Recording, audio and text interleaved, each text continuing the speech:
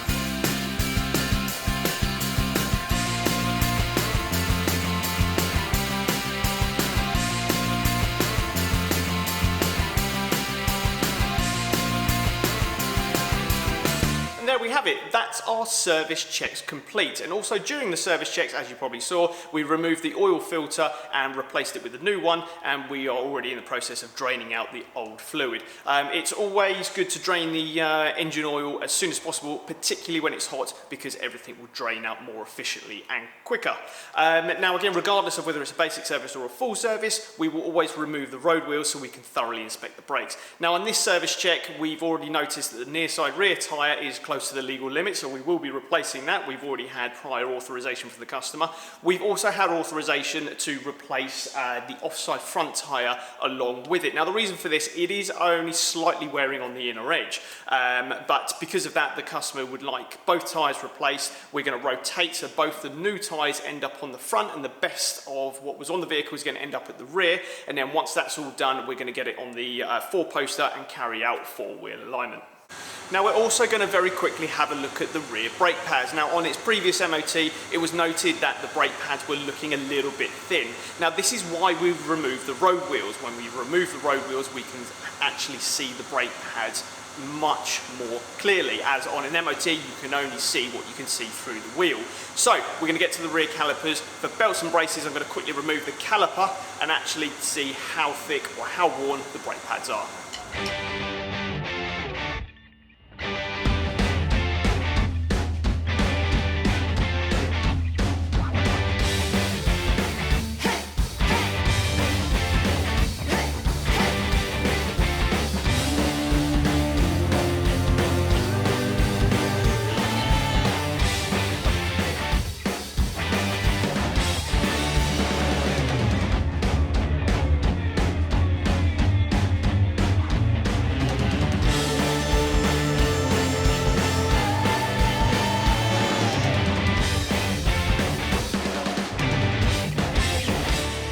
That's quite straightforward. Just with a 13mm ratchet spanner and a 15mm spanner, you can take the caliper retaining bolts out and then remove the caliper very, very easily. Now, in regards to the brake pads themselves, having a quick look, as you can see on the camera, they are approximately about 70, maybe 80% worn, especially when compared to the new pads, which are actually super thick. So I already have ordered in the new pads. Now, if I take one of the old ones and bring it up close, okay, as you can see there, compared to the new pad and the old pad that we've taken out, that's quite substantially worn. Now, in fairness, you could probably get another 3-4 months out of this, but it certainly won't last a year, especially with the type of mileage that this customer does. So in that respect, we're going to replace the rear brake pads as a part of this service. Now, I've already checked the discs. The discs are absolutely fine. And the rule of thumb is one set of brake discs will normally take 2 sets of brake pads.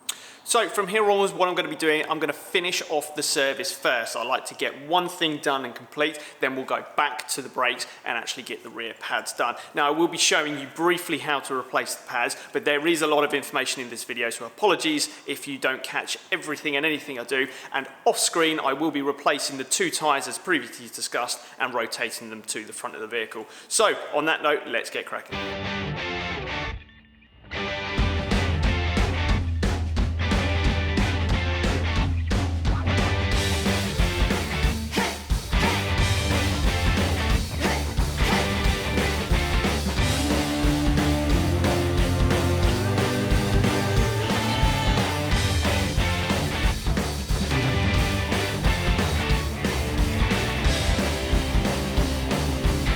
Okay, so with everything done that I'm happy to get to before I complete the service, I'm now ready to move on to the rear brake pad replacement. So the very first thing I'm going to do whilst I'm in the engine bay, I'm just going to remove the cap off the brake fluid reservoir, which is located just at the back here.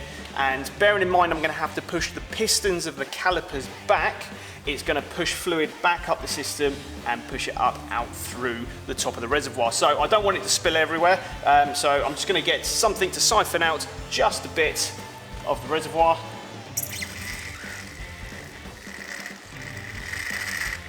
So that when I do push both pistons back, brake fluid won't come out and spill everywhere and make a mess in the engine bay.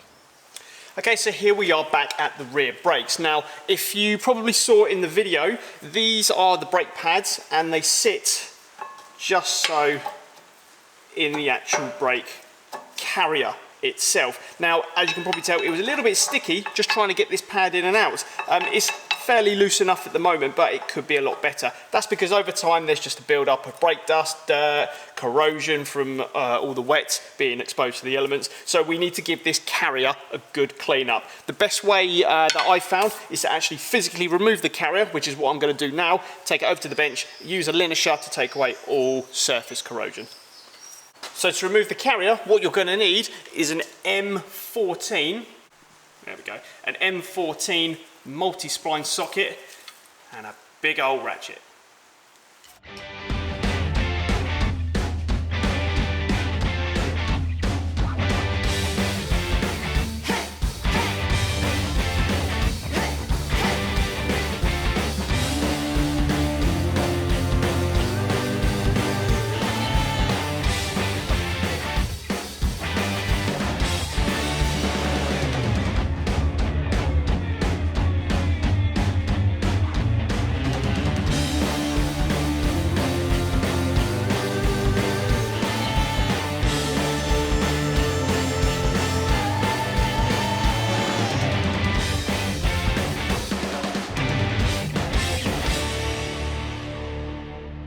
So the pad carrier is done, that's clean, we'll put that to one side. Now all we need to do is get the caliper and actually push back the piston. Now, although it'll be a little bit difficult to see, this piston is designed, just like all pistons, to be pushed back into the body. Now, what's a good idea is to actually get some maintenance spray and actually spray the rubber boot. Always check that the rubber boot isn't perished or split open, because if that doesn't prevent the ingress of moisture or dirt, over time the piston is going to get seized and it will seize on all the time. It will prematurely wear the pads, and then you're going to be replacing not only the pads, maybe the disc, but also the caliper with it. Okay, now there is a special tool for this that you'll need to do the job. Basically, I don't know if you can just see, let me grab a torch. So in there you'll see the piston, and there's actually a couple of locating tabs on either side of the piston. I hope you can see that. Let's get you in. So this is the only downside with doing brake work on camera. It's very difficult to see. I hope that's better. There's a couple of locating tabs on the piston face there.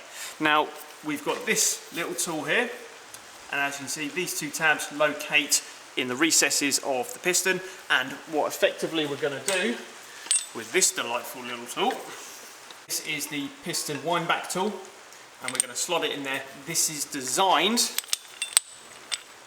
to rotate, so it's going to twist the piston and push it back in at the same time. You can't just push it back in like some pistons, you have to rotate it as it goes in. Because this is on a thread, as you can see, as I turn it, the thread is slowly pushing this plate in at the same time as turning it.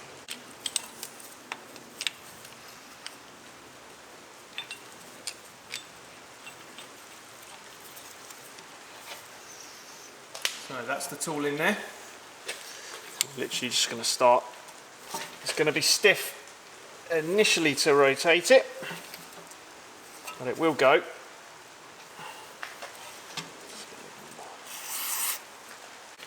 Just make sure everything is nice and flush where it should be. If it tries to turn the piston on an angle, it's going to pitch it and it won't go in. Now it will take a little bit of effort, but it will go, and the more it goes, the slightly looser it will loosen up, and it'll be a little bit easier to go back in. But these are designed to be a little bit stiff. If they are stiff to the point where you just cannot turn it at all, then it's quite likely, especially with these particular vehicles and these calipers, that it is going to seize. But you'll really only see those calipers seizing on the older vehicles, or unless there is substantial damage to the piston boot, where moisture has got in, corroded it, and then just seized it up. But in this case, it's gone back absolutely fine.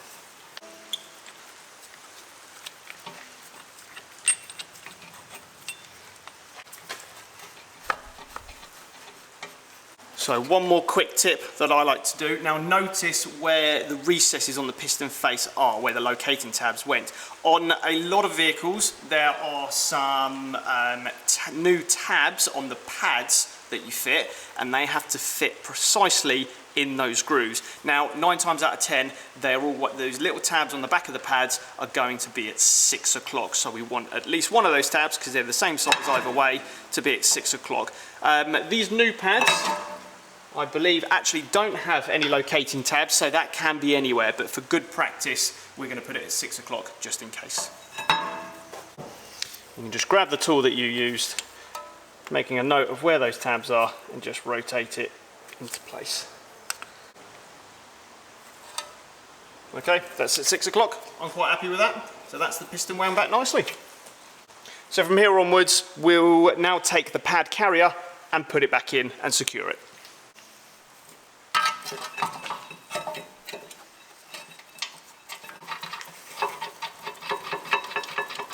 Okay, so here are the new pads that we're going to be replacing. Now the brand that we're fitting here is Delphi. Now very specifically with Delphi, they normally come with what's called shims on the back of the pads. It's normally a very thin material, pre-adhesive onto the back of the pads. It's to prevent squealing whenever you're using your brakes, which I'm sure everyone has experienced at some point in their life.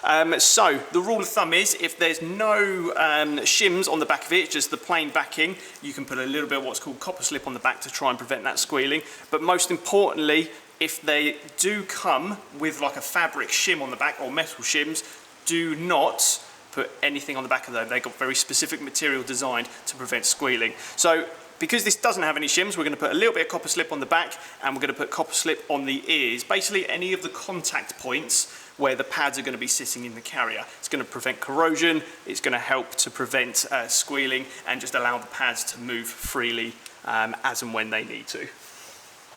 So I'm going to take the first one, just apply a tiny bit, let's get you focused in there, there we go, of copper slip on the ears. Like I said, any contact points that are going to make contact with the shim. Now this is effectively where the outboard pad, the part of the caliper will sit, so we're going to paste that up ourselves, put that back, and then literally just put that back in the same as the way it came out. Now make a note, these sprung loaded pins here, they will be sitting inside the caliper, and it helps to keep the pad in position. Make sure they are orientated completely horizontally and that they sit into the underside of the caliper perfectly. Now whilst I'm doing this, the only thing I will recommend to say is always look at the pads you're fitting, whether they're the fronts or the backs, because some might be slightly different. They may have specific directional fitting, they may go in a certain way, or it doesn't matter which way they go, they'll still all go in fine. But do be careful, sometimes there'll be instructions on the back of them, there may be arrows to point you in the way that the disc has to be rotating in regards to the orientation of the disc and where it is on the vehicle. So just double check what you're doing and make sure you're fitting it correctly. So once we've got both pads in, you literally want to take your caliper and gently pop it over, and it will sit nice here. Now there will be some tension because of those springs, that's absolutely fine. Now in this case, the pads came with new caliper retaining bolts. So we're going to put these in. One at the top. So you do have to push it down a little bit to get beyond the resistance of those springs, but once they've started by hand, that is absolutely fine. And then just get the spanner and ratchet and do it up. So I've got the 15mm spanner to hold the bottom slider whilst I do up the 13mm bolt. And you just want to nip it up, nothing too substantial, and again 15mm to hold the top slider from spinning as you do up the 13mm bolt, which obviously is new. And again, just nip it up. There we go. And that is effectively the brakes done. From here onwards, I'm going to go on and do the other side. I'm also going to get the other two tyres done because I'm a little bit against the clock. But once I've done all that, we'll then take you to the underside of the bonnet and in the vehicle and show you what to do next.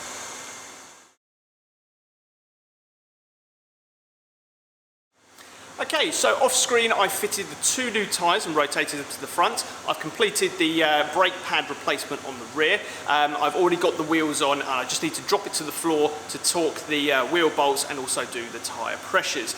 In the next part of the video we'll be looking at what you need to do next to complete the procedure of the rear brake pad replacement.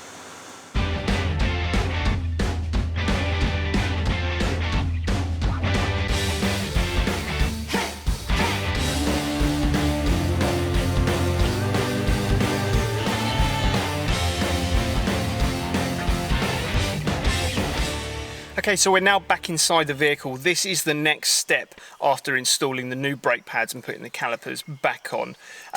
So when we're back in the vehicle, you want to make sure the car is on the ground, but it can't roll anywhere. You do not want to have your handbrake on at this moment in time, specifically for the rear brakes. All you want to do from here onwards is literally just lightly pump the brake pedal so it allows the pistons to start coming back out and then just start touching the new pads in their resting position. So literally from here onwards, if I spin you around,